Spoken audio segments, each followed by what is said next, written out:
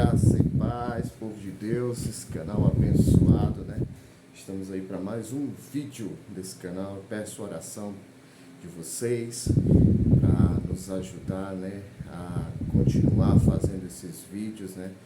Porque nós sabemos que quando nós estamos fazendo a vontade do Senhor, né, o inimigo se levanta, a carne não quer deixar a gente vir fazer os vídeos, né? Mas eu conto com as orações de vocês e eu sei que nós vamos ser abençoados muito por causa da oração de vocês, né? Porque a oração do justo tem muito em seus efeitos, né? Glória a Deus. Então, queridos, você se inscreve no canal, você compartilha, você deixa aí seu comentário, né? Aciona o sininho, né? Você nos ajuda com isso. E hoje eu quero trazer uma palavra, um tema que é como se fosse uma oração, né? Para a gente pedir para Jesus ser o nosso centro, o centro da nossa vida, né? E eu quero trazer uma palavra que está em Êxodo, capítulo 3, conhecidíssima por nós. Mas eu quero aí compartilhar aquilo que Deus falou comigo. Diz assim: apacentava Moisés o rebanho de Jetro, seu sogro, sacerdote de Midian. Levou o rebanho para trás do deserto e chegou a Horebe, onde o monte de Deus. Apareceu-lhe um anjo do Senhor, numa chama de fogo do meio de uma sarça. Moisés olhou e viu que a sarça ardia no fogo, mas a sarça não se consumia. Então disse consigo mesmo: agora me virarei para lá e verei essa estranha visão, e porque essa sarça não se queima. Vendo o Senhor que se virava para ver, bradou-lhe Deus de meio da sarça: Moisés, Moisés. Respondeu ele: eis-me aqui. Continuou Deus: não te chegues para cá, tira a sandália dos pés, pois o lugar que está é terra santa. E disse mais: eu sou o Deus de teu pai, o Deus de Abraão, o Deus de Isaque, o Deus de Jacó.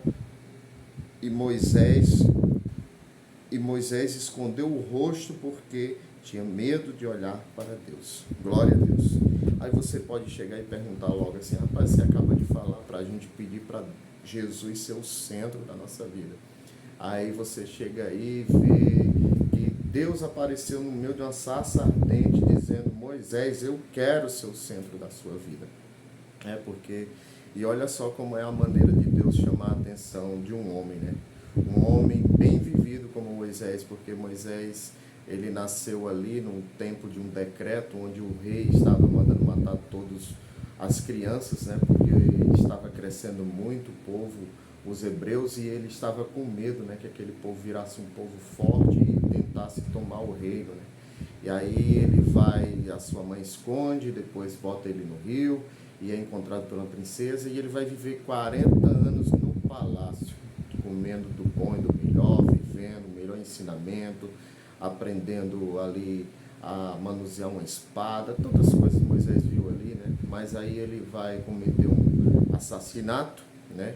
Porque Deus é assim, ele não esconde, né, as falhas, mas que Moisés seja um homem que foi chamado por Deus, mas ele não escondeu a falha. E a falha é para a gente não fazer o mesmo, né? Por isso que está escrito: olha, sou um pecador mesmo, sou falho e eu escolho porque é eu que faço. Aí Moisés vai fugir para o deserto, vai viver mais 40 anos ali, agora de uma forma simples, né? Ter família, constituir família, ser ali um pastor de ovelhas, né? E Deus vai trazer algo que Moisés nunca viu: um fogo no meio de uma sarça, e a sarça não se consumia. E Deus mandando uma mensagem: olha só, Moisés, agora você já viu de tudo na sua vida, só que agora eu quero te dizer que eu vou ser o centro da sua vida. E é bem assim com a gente. Deus chega pra gente e fala: olha, vocês vão ser libertadores, eu quero ser o centro da sua vida, porque eu quero que você faça algo para mim, eu quero que que você vá por todo mundo e pregue o evangelho. É isso que Deus faz. Então não é só Moisés, é comigo, é com você.